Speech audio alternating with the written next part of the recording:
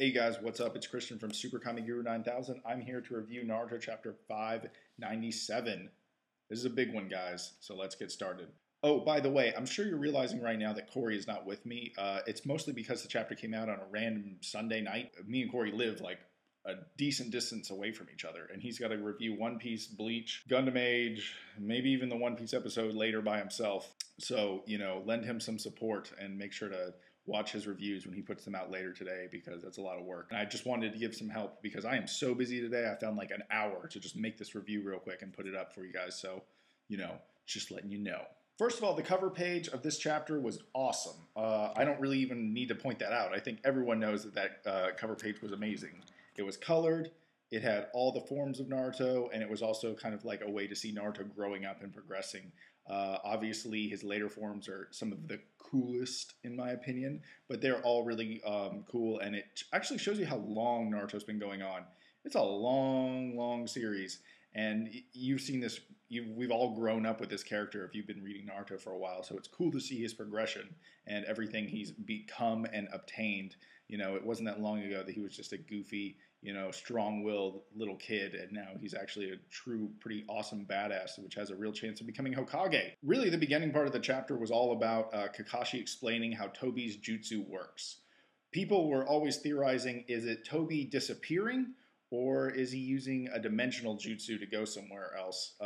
Is this dimensional jutsu where he brings someone into another dimension different than him disappearing? And this chapter answers that, and that is a no. He actually just moves his body to a different area, to that dimension.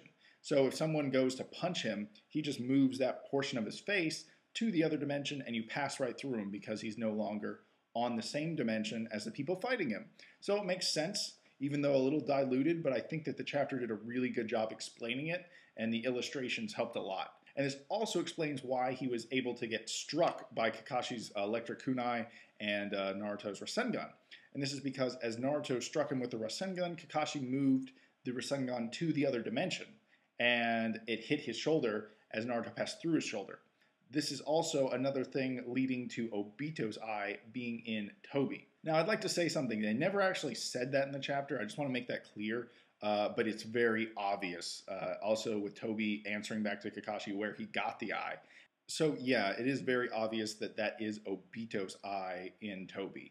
And it's also really driven home when we see half of Kakashi's face and half of Tobi's face. And they both have the same Sharingan. And, just some piece of artwork that really drives home the point that they're sharing the same pair of eyes. That does not mean that Tobi is Obito. It could just mean he's using Obito's eye. So, if you have a theory about that or something, I'd love to hear about it. But I'm still pretty sure it's not Obito.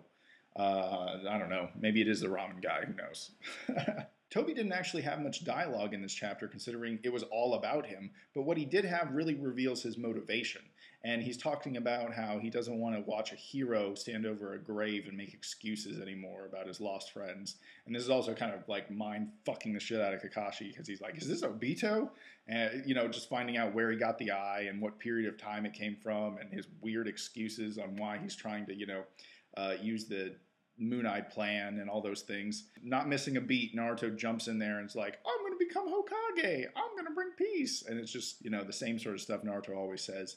But it really shows how they're just completely juxtaposed, if you will, Naruto and Tobi. The last big part of this chapter has to be when the QB takes over Naruto and pretty much tells off Tobi, and Naruto runs into battle in his full QB mode, which has the chakra cape and his chakra collars. I don't know what you want to call them. That's what I call them, chakra collars.